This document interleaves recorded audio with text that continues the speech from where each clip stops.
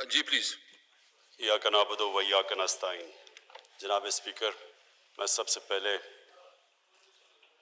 अपने एलाइज को, अपनी पार्टी को, सब मेंबर्स को मैं इनको खराज तहसीन पेश करता हूँ और इनका शुक्रिया अदा करता हूँ कि इन्होंने आज एक बड़ी इम्पोर्टेंट हमारे लिए आज दिन था और इन्होंने ये साबित किया कि ये पाकिस्तान के साथ खड़े हुए हैं।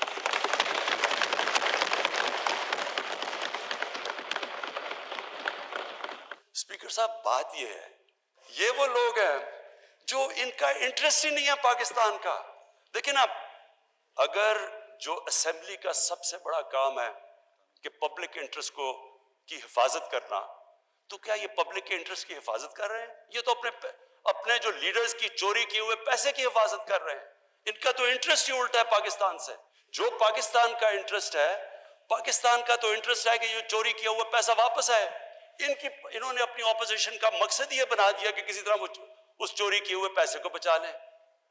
कैसे एक मुल्क तरक्की कर सकता है जब एक मुल्क के जो बड़े बड़े जिन लोगों के पास इतना, हमें पता है, हमें स्पीकर साहब, मैंने तो इनको सबको देखा हुआ है, मुझे तो पता है इनकी पहले हालात क्या थे। मुझे तो पता है ये जिस तरह अब आप जो देख रहे हैं, इसहाक डार को देखें। इसहाक डार ऐसे लगता है कि उसके बाप की साइकिल की दुकान नहीं थी, मेफेयर में कोई मर्सिडीज का शोरूम था। नवाज शरीफ, इनकी शरीफ की फैमिली, अब इनकी फैमिली देख लें, इनकी फैमिली ऐसे नहीं लगती कि ग्वाल मंडी में बड़ी हुई है, लगता है ये बकिंगम पैलेस में बड़े हुए हैं सारे। किधर से पैसा आया? इतना पैसा, और जवाब मांगो तो जी ये सियासी इंतकामी कार्रवाई होगी। और आप जब बात करें करप्शन की तो कहते हैं पॉलिटिकल विक्टिमाइजेशन है, कभी कहते हैं कि जी ये ब्लैकमेल इधर कर रहे हैं, कभी पहले इन्होंने ब्लैकमेल, उस पर पहले हमें कहा जी, पहले दिन से शुरू कर दिया कि जनाब हम मानते नहीं इलेक्शन को, हम कह रहे हैं कि खोलें जो आप चाहते हैं, बताएं हमें कौन सी। उसके बाद बात ही नहीं की, असेंबली ना चलने दे, तकरीर ना करने दे। ये तो आज वो है नहीं जो मैं तकरीर कर रहा हूं, नहीं तो तकरीर नहीं करने देते। तो इन्होंने मुझे अदालत में, जब मुझे पॉलिटिकली विक्टिमाइज करके ये अदालत में मुझे लेके गए, क्योंकि पॉलिटिकल विक्टिमाइजेशन थी, क्योंकि मेरा तो फ्लैट 2002 का डिक्लेयर था, लेकिन 2016 में इसलिए लेके गए क्योंकि मैंने इनका पैनामा का केस उठाया हुआ था। तो पैनामा का जब केस उठाया था, उसमें फिर मुझे प्रेशराइज करने के लिए अदालत में ले गए। तो स्पीकर साहब, अगर मैं जो पब्लिक ऑफिस होल्डर नहीं था, एक स्पोर्ट्समैन था, मैं अगर 40 साल पुराने कॉन्ट्रैक्ट्स दिखा सकता हूं, मैं अपनी सारी मनी ट्रेल दे सकता हूं पाकिस्तान में पैसा लाने के लिए, ये एक डॉक्यूमेंट नहीं दे सकते कि पैसा बाहर कैसे गया। ये बता सकते हैं कि Hyde Park, one Hyde Park, क्योंकि मैं लंदन, मेरी बड़ी जिंदगी गुजरी है, वन हाइड पार्क लंदन का तकरीबन सबसे महंगा प्रॉपर्टी है।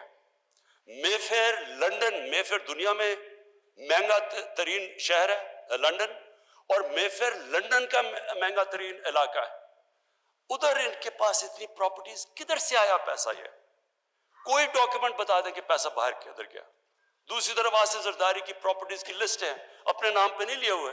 एक न्यूयॉर्क में फ्लैट गलती से अपने नाम पे ले लिया, जो एक केस चल रहा है, बाकी तो अपने नाम पे नहीं। ये किधर से पैसा आया?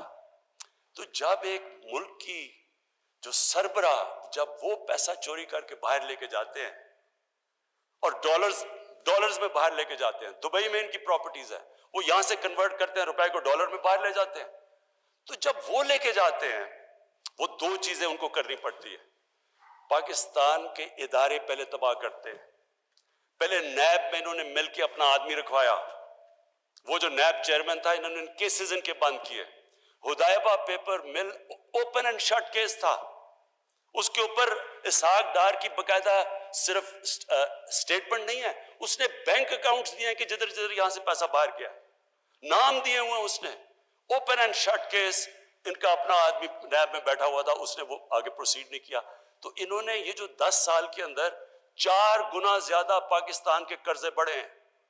60 साल की तारीख में टोटल पाकिस्तान का कर्जा 6,000 अरब था, 10 सालों में पहुंच गया 30,000 अरब। हमारा जो सबसे बड़ा मसला क्या बना हुआ है, जो हमने टैक्स का पैसा इकट्ठा किया पहला साल, उसका आधा चला गया इनके कर्जों की किस्तें अदा करने पे। मुल्क किधर से चलाते? फिर हमें कहते जी आप कर्जे ले रहे हैं, अगर हम कर्जे ना लें तो हम मुल्क कैसे चलाएं? आधा तो जो पैसा इकट्ठा किया उनकी कर्जों की किस्तों पे चला गया। स्पीकर साहब, मैं आखिर में मैं ऑपोजिशन को फिर कहता हूं, आपने जो भी, हम हर तरह की आपसे कॉम्प्रोमाइज करने के लिए तैयार हैं।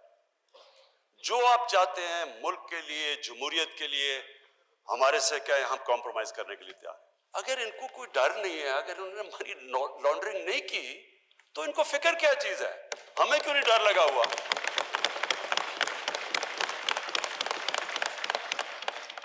और अफसोस ये है कि इसके ऊपर इन्होंने इतना ज्यादा सारा हमारे टाइम भी जाया हुआ, ये सारा इधर तक पहुंचे। और फिर से मैं यहाँ अपनी टीम का बहुत शुक्रिया अदा करता हूँ कि आप सब आज आए और आपका जो जज्बा, और आप बैठे और इतनी देर तक आपने पूरी सब्र से काम लिया। बहुत शुक्रिया।